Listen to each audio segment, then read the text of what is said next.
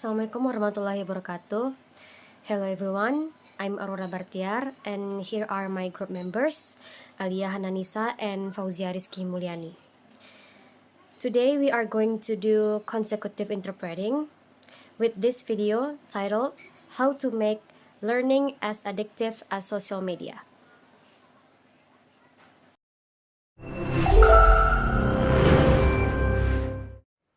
So, I'm from Guatemala. This is a public service announcement. That is where Guatemala is.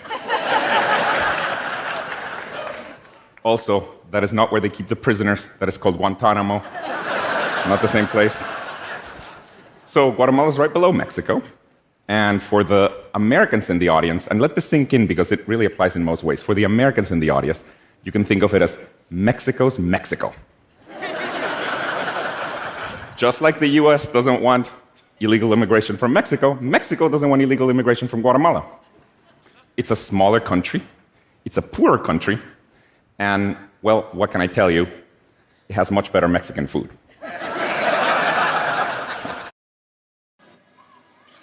Saya dari Guatemala. Guatemala terletak di bawah Meksiko. Amerika Serikat tidak menerima imigrasi ilegal dari Meksiko. Sama seperti Meksiko yang tidak ingin menerima imigrasi ilegal dari Guatemala. Guatemala adalah negara kecil yang miskin, tapi memiliki makanan Meksiko yang enak.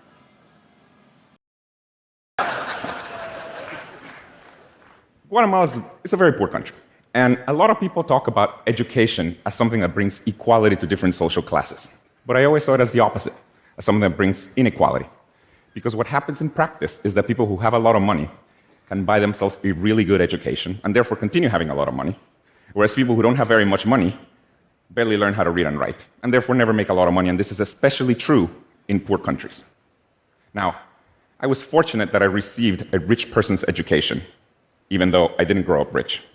And it's because I'm an only child, and my mother, who was a single mother, spent all of her resources on my education. And this allowed me to come to college to the US and eventually get a PhD in computer science. Now, because of all of this, about 10 years ago, I decided that I wanted to do something that would give equal access to education to everyone. Oh, by the way, this is what I want to talk to you about today, giving equal access to education to everyone. At the time, Guatemala adalah negara yang sangat miskin. Menurut saya, di negara miskin, pendidikan merupakan sesuatu yang tidak membawa kesetaraan. Karena kenyataannya, orang kaya dapat memiliki pendidikan yang baik, sedangkan yang tidak memiliki uang adalah sebaliknya. Mereka hampir tidak bisa membaca dan menulis, sehingga mereka tidak bisa menghasilkan uang. Saya mendapat pendidikan yang layak, karena saya adalah anak tunggal, dan saya mendapat biaya dari ibu tunggal saya. Saya pun kuliah di Amerika Serikat dan mendapat gelar PhD di ilmu komputer. Dan 10 tahun yang lalu, saya ingin melakukan sesuatu yang akan memberikan akses pendidikan yang sama kepada semua orang. Jadi hari ini, saya akan membahas pemberian akses pendidikan yang sama kepada semua orang. at the time, I was a professor of computer science at Carnegie Mellon University, and I decided to work on this with my PhD student, Severin. The way my brain works, all of education is just too general of a problem. So I decided, let's start by teaching one thing. And then I started thinking, okay, well, what should we teach first? Should we teach math? I mean, we both loved math. Me and my co-founder, we both loved math. And, we didn't decide to do math. Then we started thinking, well, maybe we should teach computer science. But eventually, and this is maybe surprising to people in North America, eventually we decided that the best subject to start with was teaching foreign languages. And let me tell you why. There's a number of reasons. One of them. Waktu itu saya adalah seorang profesor ilmu komputer di Universitas Carnegie Mellon. Saya mengerjakan ini dengan mahasiswa PhD saya. Kami mulai memikirkan pelajaran apa yang harus diajar. Kami mempertimbangkan matematika dan ilmu komputer, hingga akhirnya memutuskan untuk mengajarkan bahasa asing terlebih dahulu. Inilah alasannya. One of them is that there's a huge audience for it. There's about 2 billion people in the world learning a foreign language, both in school and outside of schools. Most of these people, by the way, are learning English. About 80% of them are learning English. In this weird map right here, all the countries in green are countries in which people are predominantly learning English. And the reason for that is because English can truly transform your life.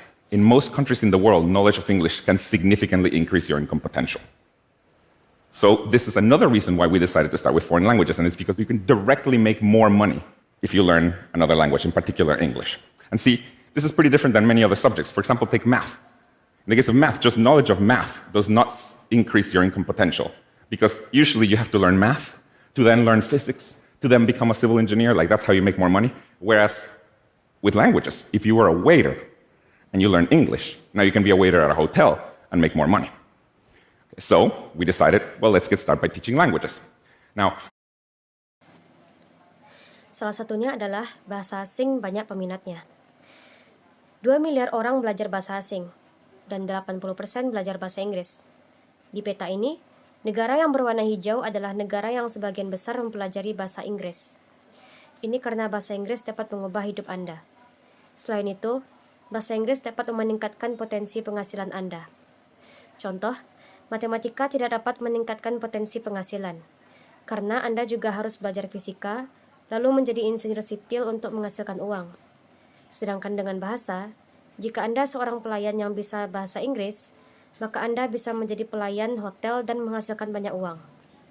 Karena itulah kami mengajar bahasa. Now, we also convinced ourselves that the only way to really reach a lot of people was by using a mobile phone, or a smartphone in particular. See, building schools all over the world is simply too expensive. On the other hand, most of the world's population already has access to a smartphone, and the trend is that that fraction is only going to increase. So, we decided at the time that we would make a way to learn foreign languages on a mobile phone that was accessible to everyone. And then we called it Duolingo. Thank you. Now, in order to truly be accessible to everyone, rich and poor, Duolingo uses a freemium model to support itself. What that means is that you can learn as much as you want without ever having to pay. But if you don't pay, you may have to see an ad at the end of a lesson. Now, if you don't like ads, you can also pay to subscribe to turn off the ads. And it turns out that the vast majority of the revenue for Duolingo comes from people who pay to subscribe to turn off the ads. Sekarang kami yakin bahwa satu-satunya cara mencapai banyak orang adalah dengan menggunakan ponsel, khususnya smartphone. Membangun sekolah di seluruh dunia membutuhkan biaya besar. Di sisi lain, sebagian besar populasi manusia sudah memiliki akses ke smartphone, dan cenderungnya hal tersebut akan terus meningkat. Jadi kami memutuskan untuk membuat pembelajaran bahasa asing melalui ponsel yang dapat diakses oleh orang-orang tersebut. Dan terciptalah Duolingo. Untuk benar-benar dapat diakses oleh semua kalangan, Duolingo menggunakan model freemium. Artinya, orang-orang yang bisa belajar sebanyak mereka mau tanpa perlu membayar. Tapi jika mereka tidak membayar, mereka mungkin akan melihat iklan di akhir pembelajaran. Jika Anda tidak menyukai iklan, Anda juga bisa membayar untuk berlangganan dan menonaktifkan iklan. Dan ternyata sebagian besar pendapatan Duolingo berasal dari orang-orang yang membayar berlangganan untuk menonaktifkan iklan. Now, who are these people who pay to subscribe to turn off the ads? Well, they're usually people, they're well-off people in rich countries like the US and Canada. Who are the people who don't pay to subscribe? They usually come from poorer countries like Brazil or Vietnam or Guatemala. So what I like about this model is that it is a small form of wealth redistribution, because we're basically getting the rich people to pay for the education of everyone. So I like that. Yes. So great. So with smartphones, we can reach a lot of people, and we can even get the rich people to pay for the whole thing. This is great. However, if you're trying to deliver education with a smartphone, you run into a humongous problem. And it is that smartphones come equipped with some of the most addictive drugs that humanity has ever engineered. TikTok, Instagram, mobile games. See, delivering education over a smartphone is like hoping that people will eat their broccoli, but right next to it, you put the most delicious dessert ever made.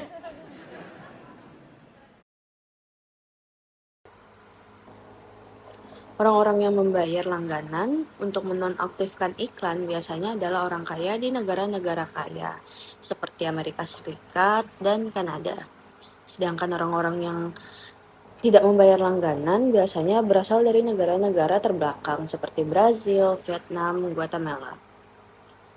Apa yang saya sukai dari model ini adalah ini merupakan bentuk kecil redistribusi kekayaan. Karena pada dasarnya kita membuat orang kaya membayar untuk pendidikan semua orang. Saya menyukainya. Dengan smartphone, kita dapat mencapai banyak orang dan bahkan dapat membuat orang kaya membayar semuanya. Luar biasa. Namun, jika Anda mencoba menyampaikan pembelajaran dengan smartphone, Anda akan menghadapi masalah besar. Masalahnya adalah bahwa smartphone dilengkapi dengan beberapa efek adiktif seperti TikTok, Instagram, game, memberikan pendidikan melalui smartphone seperti berharap seseorang akan memakan brokoli, tetapi di sebelahnya Anda meletakkan hidangan pencuci mulut yang lebih menggoda.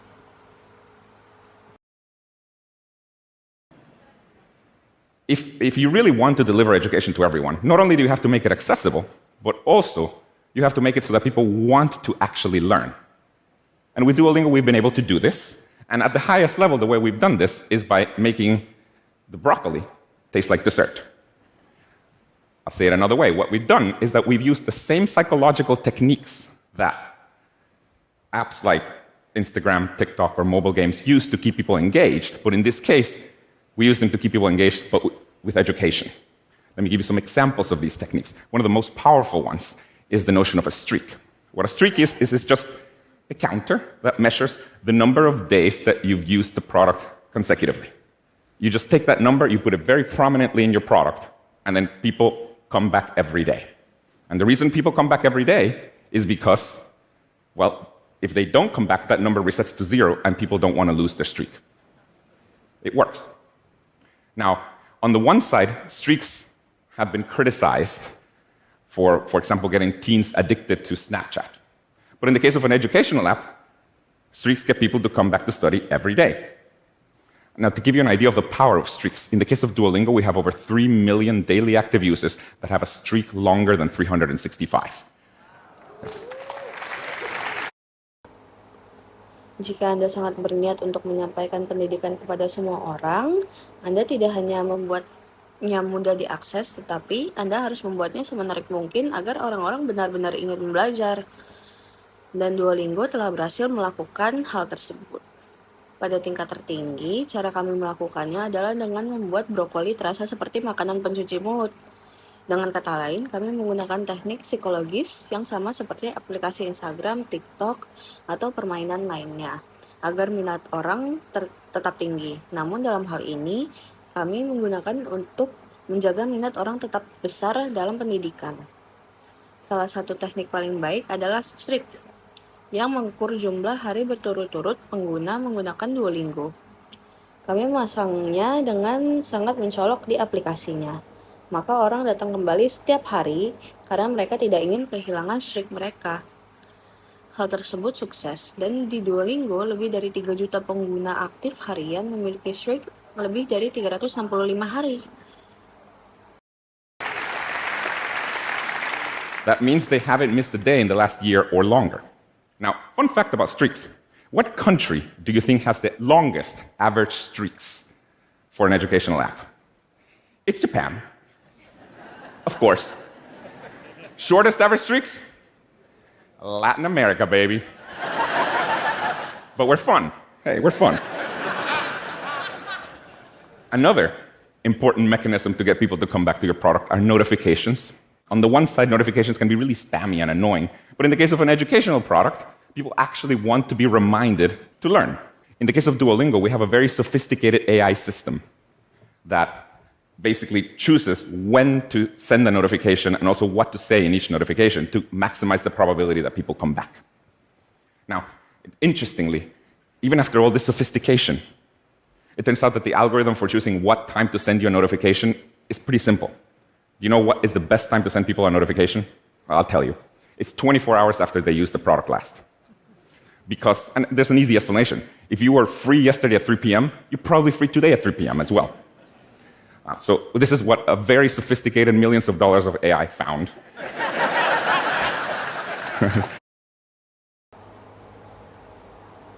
Itu berarti mereka tidak melewatkan satu hari pun dalam setahun terakhir atau lebih. Sekarang, fakta menarik tentang Shriek. Negara mana yang menurutmu memiliki streak rata-rata terpanjang untuk aplikasi pendidikan? Jawabannya adalah Jepang. Bagaimana dengan streak terpendek? Jawabannya adalah Amerika Latin. Hal terpenting lainnya untuk membuat orang kembali ke Duolingo adalah notifikasi. Walaupun notifikasi sangat mengganggu di kadang waktu, tetapi dalam hal ini orang sebenarnya ingin diingatkan terus untuk belajar.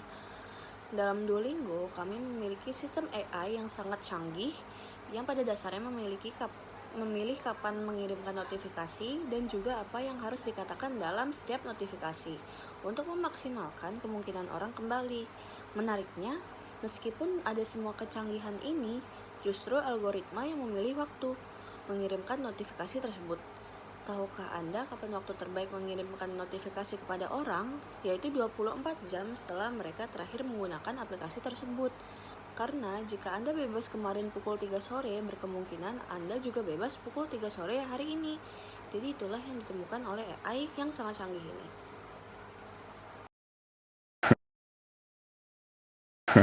It's funny. Now, with notifications, you shouldn't be spammy. And we're not spammy. With Duolingo, we actually stop sending notifications after 7 days of inactivity. So if you don't use Duolingo for 7 days, we stop sending you notifications. Now, at some point, it occurred to us, if we're stopping to send people notifications, we should let them know. So we started sending this notification to people saying, hey, these reminders don't seem to be working. We'll stop sending them for now. You know what people do when they get this notification? They come back. Passive aggressive. Works for my mother, works for Duolingo.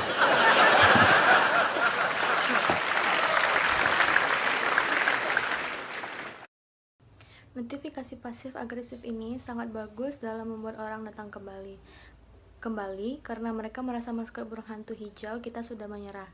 Jadi mereka kembali. Dan ngomong-ngomong tentang maskot burung hantu hijau, karena semua notifikasi kita berasal dari maskot burung hantu hijau, dia pasif agresif dan cukup memaksa. Hal ini memunculkan banyak meme di internet yang mengolok-oloknya. Upaya besar yang dia lakukan untuk membuat Anda kembali belajar bahasa. Ini adalah salah satu favorit saya. Ini meme, salah satu favorit saya. Sepertinya Anda lupa pelajaran bahasa Spanyol, dan kemudian ada peringatan. Mungkin burung hantu masuk ke rumah Anda agar Anda belajar bahasa. Kini, Duolingo telah memasuki era Zeitgeist, dan ada ribuan meme dan ada sandiwara SNL tentangnya. Hal ini karena kami berhasil membuat orang ingin belajar dengan menggunakan teknik yang sama seperti yang digunakan game seluler dan media sosial untuk membuat orang terlibat. These passive-aggressive notifications are really good at getting people to come back because they feel like our green owl mascot has given up on them. So they come back. And speaking of our green owl mascot, by the way, because all our notifications come from our green owl mascot, and well, he's passive-aggressive and also pretty pushy, this has given rise to a lot of memes on the internet that make fun of just the great lengths that he will go through to get you back to learn a language. Here's one of my favorite ones. It's a meme. It's one of my favorite ones. It's basically, looks like you forgot your Spanish lessons, and then there's an intruder alert. Presumably the owl broke into your house to get you to learn a language. Now, Duolingo has entered the zeitgeist, and there's thousands of memes, there's SNL skits about it, and it's because we've managed to get people to want to learn a language by using the same techniques that mobile games and social media use to get people engaged. Dan ini adalah poin yang sangat penting. Izinkan saya mengatakan ini. Saya sebenarnya tidak yakin ada cara untuk membuat aplikasi pendidikan semenarik TikTok, Instagram, atau game seluler.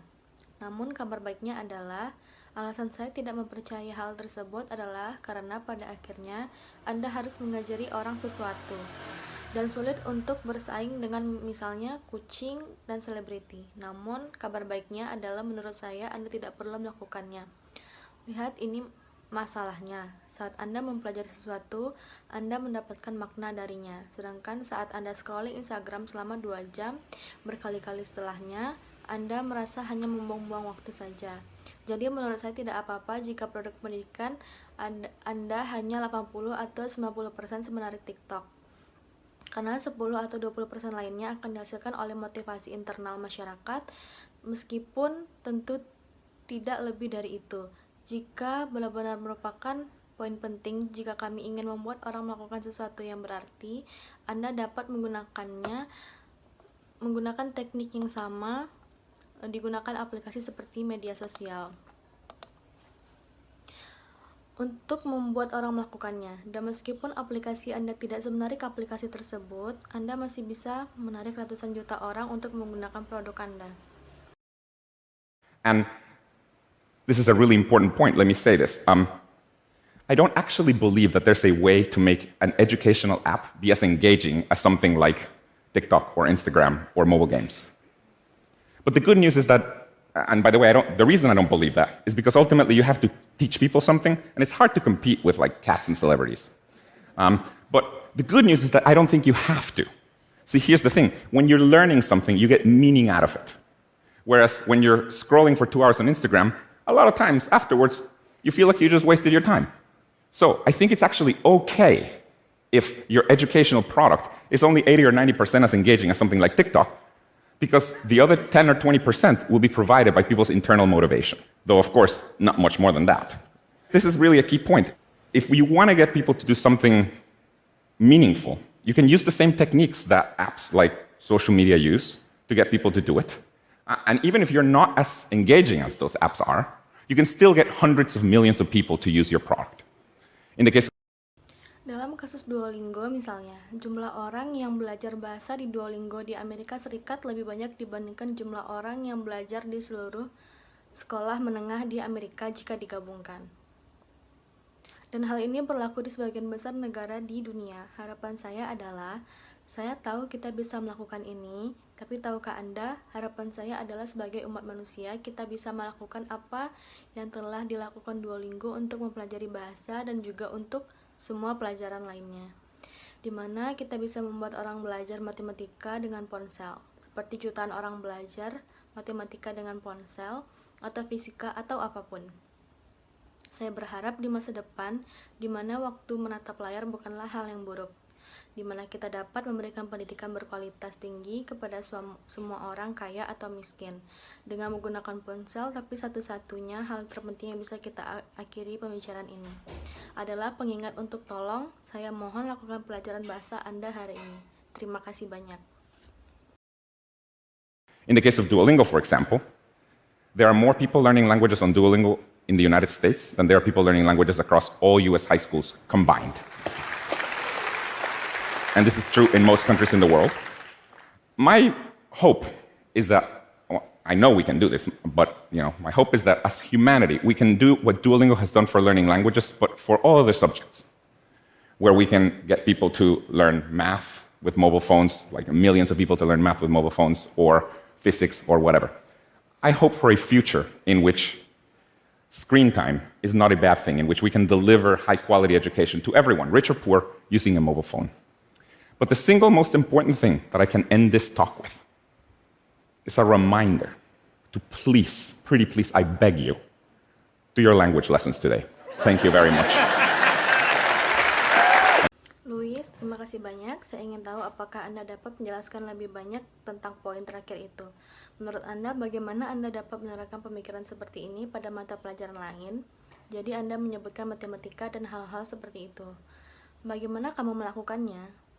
Menurut saya khususnya, mata pelajaran yang dipelajari melalui pengulangan dan ternyata sebagian besar hal yang sangat bermakna dipelajari melalui ribuan pengulangan. Anda belajar membaca pengulangan.